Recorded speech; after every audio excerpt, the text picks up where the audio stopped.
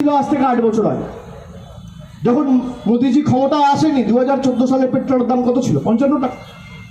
ডিজেলের দাম কত ছিল? 45 টাকা। কেরোসিন তেল কত টাকা ছিল? রান্নার গ্যাস 427 টাকা না 26 টাকা ছিল। আমি বলছি 400 টাকা আজও রান্নার গ্যাসের দাম। আপনি 1000 টাকা দিচ্ছেন কেন জানেন? বিজেপিকে ভোট দিয়েছেন বলে 600 টাকা পেনাল্টি দিতে হচ্ছে আপনাকে। আপনি আবার এদেরকে ত্রিপুরা ছাড়া করুন, আবার রান্নার গ্যাস 600 টাকায় নামবে। আপনি তো দেখেছেন বাংলায় তৃণমূল কংগ্রেস একমাত্র দল, বাংলা না সারা ভারতবর্ষ, এই গোহারা হারিয়েছি এদেরকে, গোহারা। তারপর 7টা উপনির্বাচন হয়েছে, 7টা উপনির্বাচন এই গোহারা হারিয়েছি বাংলা। সুতরাং আমরা হারিয়ে দেখিয়ে দিয়েছি আমরা যে এসছি।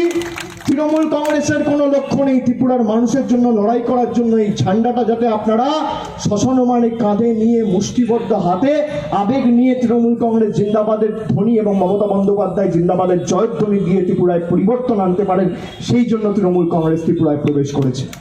আমরা তো ত্রিপুরায় প্রথম দিন থেকে বলেছি যে বিজেপির অনেক নেতা কর্মীরা আমাদের সাথে যোগাযোগে রয়েছে, কিন্তু আমি প্রথম দিন 2 অগস্ট আমি সাংবাদিক বৈঠক করে বলেছিলাম যে গণতান্ত্রিকভাবে সরকারকে মানুষ অধিকার দিয়েছে 5 বছর কাজ করার। আমরা সরকারকে কোনো সেভাবে প্রতিনিধি আমরা চাইলে তো ভেঙে দিতে পারতাম।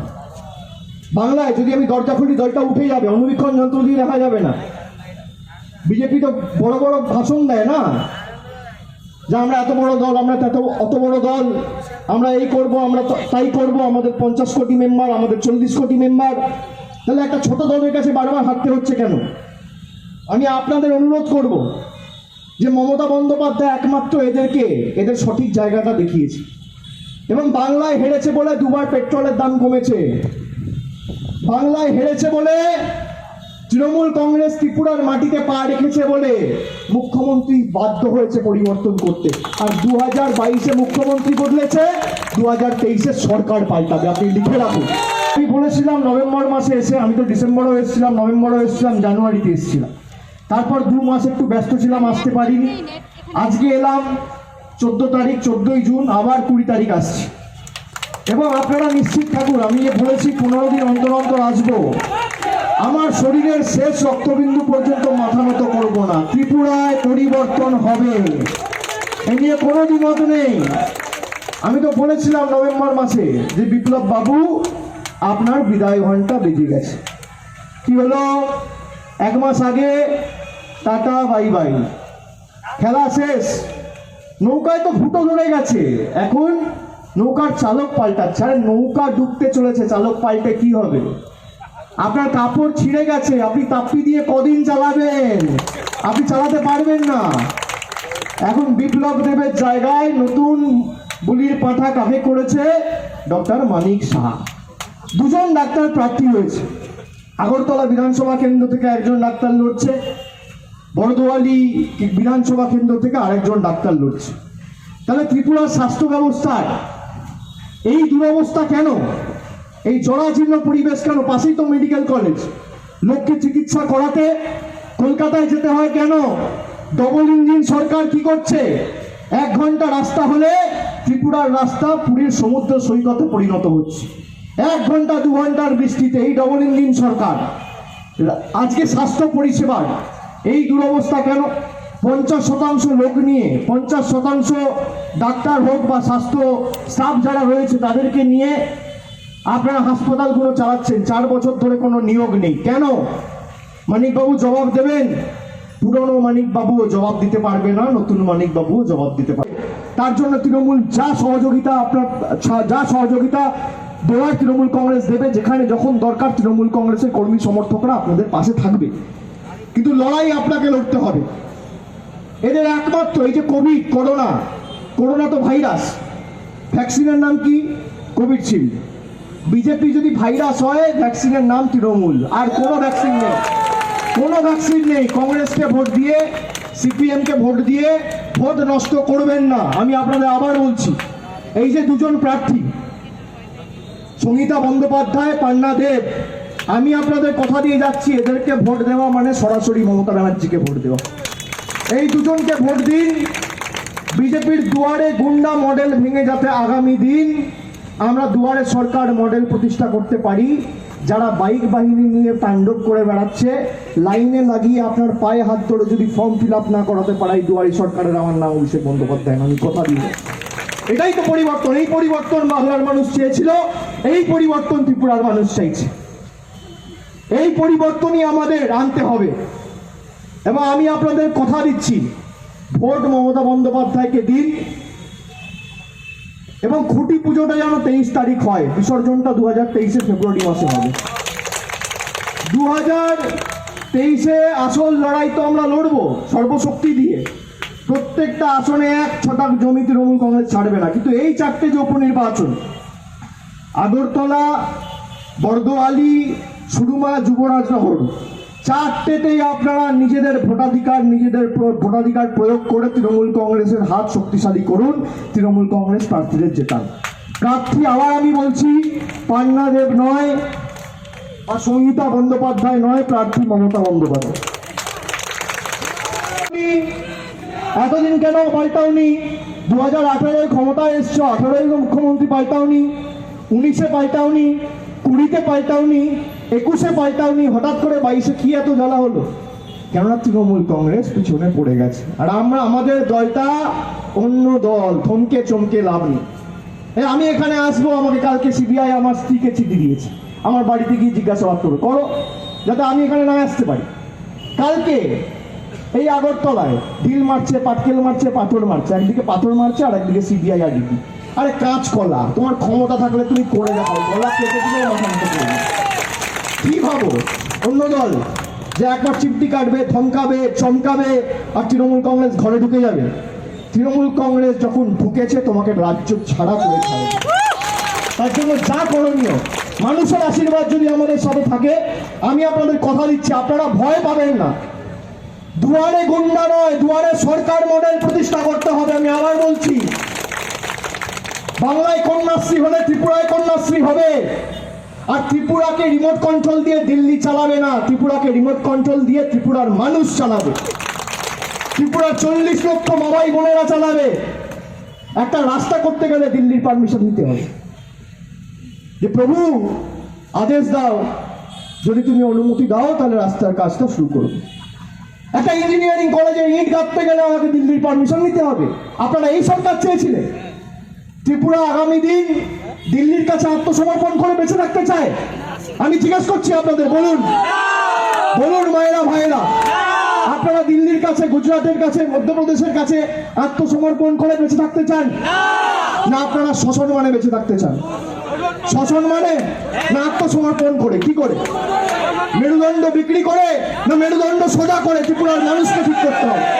আর এই উপনির্বাচনে আপনাকে সিদ্ধান্ত নিতে হবে যে এমন ভাবে ভোট দেবো, জোড়া ফুলে একটা ভোট, মানে এই 2 নম্বরই নেতাগুলোর গালে দুটো কষিয়ে চড় গণতান্ত্রিক ভাবে।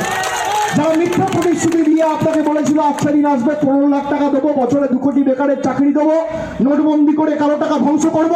আমরা চেয়েছিলাম কালো টাকা ধ্বংস হোক, কিন্তু গরিবের মানুষের চোখের জল ফেলে নয়। আজকে ঘন্টার পর ঘন্টা আপনারা লাইনে দাঁড়িয়েছেন, 8 ঘন্টা 10 ঘন্টা। এক মানিক বাবু রাজ্যটাকে ধ্বংসস্তূপে পরিণত করেছে। 4 বছর বিপ্লব দেব, তারপর এখন এসছে আবার নতুন এক মানিক বাবু। অর্থাৎ মদটা পুরনো, বোতলটা নতুন, নতুন বোতলে পুরনো মদ। এই হচ্ছে বিজেপির ডবল ইঞ্জিন সরকারের নিদান। ডবল ইঞ্জিন সরকার যারা বলছে, রাস্তাঘাটের অবস্থা দেখুন, আপনি নিকাশি অবস্থা দেখুন। আজকে আইনের কি আজকে কোর্টে লয়াররা যেতে পারছে না, যারা আইনজীবী, হাসপাতালে ডাক্তাররা যেতে পারছে না, পুলিশ থানায় পুলিশ আক্রান্ত, কোর্টে আইনজীবী আক্রান্ত, হাসপাতালে ডাক্তার আক্রান্ত। এই হচ্ছে ভারতীয় জনতা পার্টির ডবল ইঞ্জিন সরকারের উদাহরণ। আপনারা এই সরকার চেয়েছিলেন 2018 সালে। আপনারা যখন এক বুক আশা আকাঙ্ক্ষা স্বপ্ন নিয়ে 25 বছরের বামফ্রন্ট সরকারকে সরিয়েছিলেন, যে ডবল ইঞ্জিন সরকার হবে, আমাদের নতুন রাস্তা হবে, নতুন ইঞ্জিনিয়ারিং কলেজ হবে, মেডিকেল কলেজ হবে, ইউনিভার্সিটি হবে, স্কুল হবে, বিশ্ববিদ্যালয় হবে, নতুন কর্মসংস্থান হবে। আজকে দেখুন সিএমআই ডাটা, তাদের পরিসংখ্যান কি বলছে? বেকারত্বে সব থেকে প্রথমে যদি কোনো রাজ্য থাকে, সেই রাজ্যের নাম কি? বিজেপি শাসিত ত্রিপুরা রয়েছে, গোয়া রয়েছে, হিমাচল প্রদেশ রয়েছে, উত্তরপ্রদেশ রয়েছে, ওদিকে আপনার রাজস্থান থেকে শুরু করে গুজরাট রয়েছে। তাহলে এই হচ্ছে এমএলএ আপনাদের, এমপি আপনাদের, রাজ্য সরকার আপনাদের, কেন্দ্র সরকার আপনাদের। তাহলে ত্রিপুরার এত দুরবস্থা কেন? ত্রিপুরায় কেন প্রকৃত উন্নয়ন হচ্ছে না? আপনি বলুন, এই যে সন্ত্রাসের বাতাবরণ, পরিবেশ, আপনার মনে হয় কোনোদিন কর্মসংস্থান আসবে এই রাজ্যে? সিপিএম শেষ করে দিয়ে গেছে, বাংলাটাকেও শেষ করে দিয়ে গেছিল। আজকে সেখান থেকে বাংলা এক একটা ক্ষেত্রে এগিয়েছে মমতা বন্দ্যোপাধ্যায়ের হাত ধরে, সাধারণ মানুষের ভালোবাসা, আস্থা, সমর্থনকে পাথেয় এবং কেন্দ্র করে। আজকে যদি বাংলা পারে, ত্রিপুরা পারবে না কেন?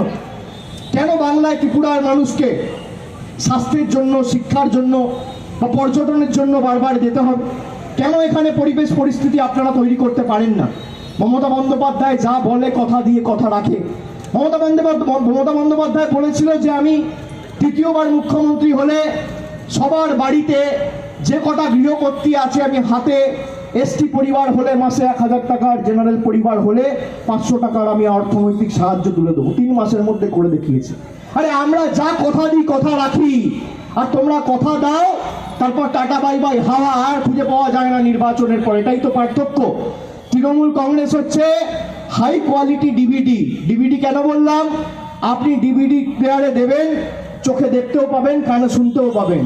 আর বিজেপির প্রতিশ্রুতি হচ্ছে ভাঙা অডিও ক্যাসেট, চালালে খালি কানে শোনা যায়, চোখে দেখা যায় না। এটাই পার্থক্য। আমি আপনাদের অনুরোধ করব যে নিজের কথা ভাবুন, নিজের এলাকার কথা ভাবুন। যারা পুরসভা নির্বাচনে ভোট দিতে পারেননি, যারা লোকসভা নির্বাচনে 2019-এ ভোট দিতে পারেননি, যারা কোনো নির্বাচনে নিজেদের ভোটাধিকার প্রয়োগ করতে পারেননি, মাথায় রাখবেন, যদি এরা টাকা দেয়, এই টাকা আপনার টাকা নিয়ে নেবেন। বড় ফুলের থেকে টাকা নেবেন আর ছোট ফুলে ভোট দেবেন। বিজেপির থেকে টাকা নেবেন, তৃণমূলে ভোট দেবেন। এই টাকা তো আপনার টাকা। আপনি বলুন না, আপনি ভেবেছিলেন কোনোদিন যে পেট্রোলের দাম 110 টাকা হবে? 50 টাকা ভোট পেয়েছিল পুরসভা নির্বাচন। আমি কালকে ভিডিও পেয়েছি, 5000 টাকা দিয়ে ছাদে গিয়ে জয়েন করাচ্ছে এই দলটা। এমন এদের অবস্থা, এই পরিস্থিতি। আর আপনারা তো দেখেছেন যে কংগ্রেসকে আপনারা সুযোগ দিয়েছেন ত্রিপুরার মাটিতে। 25 বছর আপনারা সিপিএমকে সুযোগ দিয়েছেন। 5 বছর প্রায় হতে চললো আপনারা বিজেপিকে 2018 সালে সুযোগ দিয়েছেন। তারপর কি হলো?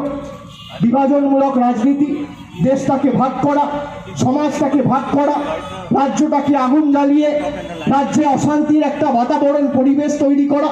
আপনি দেখুন বিজেপির মুখপাত্ররা কি ভাষায়, কি কটূক্তি, কি উক্তিতে, কি দায়িত্বজ্ঞানহীন কথাবার্তা বলছে, যার কারণে দেশের মধ্যে একটা অন্তর্দ্বন্দ্ব দুই সম্প্রদায়ের মধ্যে। এবং অন্যদিকে ভারতবর্ষকে আজকে আন্তর্জাতিকভাবে লজ্জাজনক পরিস্থিতির সম্মুখীন হতে হচ্ছে এদের মুখপাত্রর কারণে। আর বলে কি আচ্ছে দিন আসবে। আরে আচ্ছে দিনের নাম করে আপনার ভোট যারা নিয়েছিল, আপনি দেখুন রান্নার গ্যাস 400 টাকা, 900 টাকা, 950 টাকা। আজকে পেট্রোলের দাম 5 বছর আগে কি ছিল আর আজকে কি হয়েছে? 2014 সালের আগে ডিজেল কত টাকা ছিল, আজকে কত টাকা হয়েছে? কেরোসিন তেল কত টাকা ছিল, আজকে কত টাকা হয়েছে? 5 বছর আগে, 7 বছর আগে ডলারের মূল্য কি ছিল, আজকে কি হয়েছে? জীবনদায়ী ওষুধ কত টাকায় পাওয়া যেত, আজকে কত টাকায় পাওয়া যাচ্ছে? এই হচ্ছে আজকে দিনের নমুনা। ডবল ইঞ্জিন সরকার, একেবারে 2 নম্বরই। আমি আপনাদের বলছি, ডবল ইঞ্জিন নয়, এটা হচ্ছে ডবল চোরের সরকার। একদিকে ত্রিপুরায় চুরি করবে আর একদিকে দিল্লিতে চুরি করবে, আর কোনো চোর ধরা পড়বে না। এই হচ্ছে ডবল ইঞ্জিন সরকারের নমুনা। যে যত ইচ্ছা চুরি করো, ত্রিপুরায় চুরি করে ফাঁক করে দাও, আর ওদিকে দিল্লির বুকে চুরি করে ফাঁক করে দাও। এখানে ত্রিপুরা পুলিশও পিছনে লাগবে না, আর ওদিকে সিবিআই ইডিও লাগবে না। হয়ে গেল ডবল চোরের সরকার। আপনি নিজেকে জিজ্ঞেস করুন, 8 ঘন্টা, 10 ঘন্টা, 9 ঘন্টা, 6 ঘন্টা 500 টাকা 4টে, 8টা, 6টা, 10টা নোট নিয়ে দেশ বদলাবে, দেশ পাল্টাবে, সমাজ বদলাবে। তারপর আপনারা বলুন তো, কালো টাকা ধ্বংস হয়েছে? আচ্ছা দিন এসছে, বছরে 2 কোটি বেকারের চাকরি হয়েছে, জিএসটি করে অর্থনৈতিক ভারতবর্ষের অবস্থা শক্তিশালী হয়েছে, ভারতবর্ষের অর্থনীতি রসাতল। আর ত্রিপুরা আজকে কি অবস্থা? সন্ত্রাস হোক বা রাজনৈতিক হিংসা হোক, সর্বক্ষেত্রে সর্বপ্রথম উত্তরপ্রদেশকেও প্রায় ছাপিয়ে যাচ্ছে। এই ডবল ইঞ্জিন সরকারের নিরান নমুনা। কেউ হারাতে পারবে না। এরা বড় বড় ভাষণ দেয় না, তার কারণ কি জানেন? একটু ইডি সিবিআই ইনকাম ট্যাক্স লাগালে আর একটু টাইট করলে সব বাড়িতে বসে যায়। আরে আমাকে দুবার দিল্লিতে ডেকেছে, 10 ঘন্টা করে জিজ্ঞাসাবাদ করেছে। কি করেছে? তুমি কি করবে? আরে তোমার সাথে ইডি সিবিআই আছে, আমার সাথে আম জনতা রয়েছে। তোমার ক্ষমতা থাকলে তুমি কিছু করে ছুঁয়ে দেখো, চ্যালেঞ্জ করছি। আর কি ভাবছে ত্রিপুরায় তৃণমূল কংগ্রেস ঢুকবে না, আসামে তৃণমূল কংগ্রেস ঢুকবে না, মেঘালয় যাবে না? আরে তৃণমূল কংগ্রেস যাবে। তোমাদের ষড়যন্ত্রের চক্রব্যূহ চূর্ণ বিচূর্ণ করে মমতা ব্যানার্জির ছবি আর জোড়াফুল পতাকা কাঁধে নিয়ে তৃণমূল কংগ্রেস ঢুকবে। মানুষের সমর্থন নিয়ে তৃণমূল কংগ্রেস সে রাজ্যে কাজ করবে।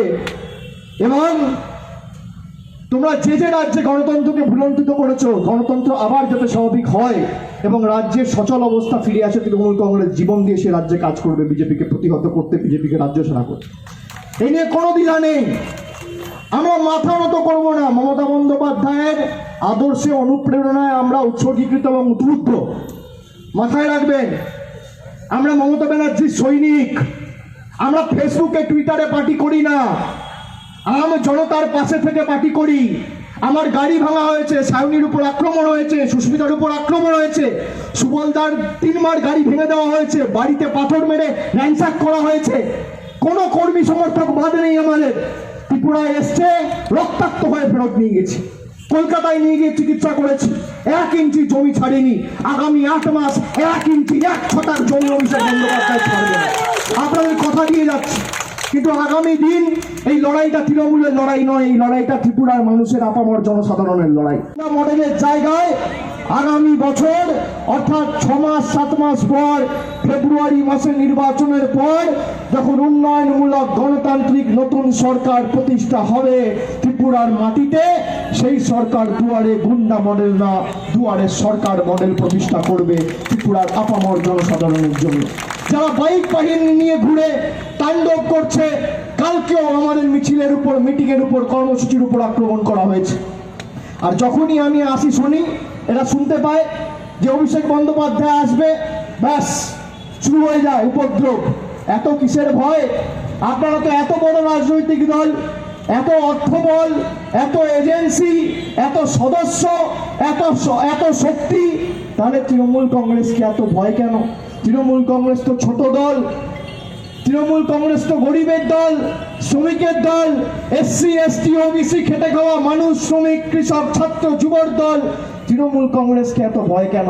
যে আমি মিটিং করলে আটকাতে হবে, আমার মিটিংয়ের পারমিশন নেবেন না, আমার মিছিলের পারমিশন নেবেন না, কোর্টে গিয়ে বিচার ব্যবস্থার দ্বারস্থ হয়ে আমাকে পারমিশন নিয়ে আসতে হয় কেন? বিজেপির এত ভয় কেন? কেননা তারা জানে তাদের কাছে অর্থবল আর গুন্ডাদের বল রয়েছে, আর তৃণমূল কংগ্রেসের কাছে ত্রিপুরার আপামর জনসাধারণের ভালোবাসা রয়েছে, তাদের আশীর্বাদ রয়েছে। গণতন্ত্রের শেষ কথা শাসক বলে না, গণতন্ত্রের শেষ কথা মানুষ বলে।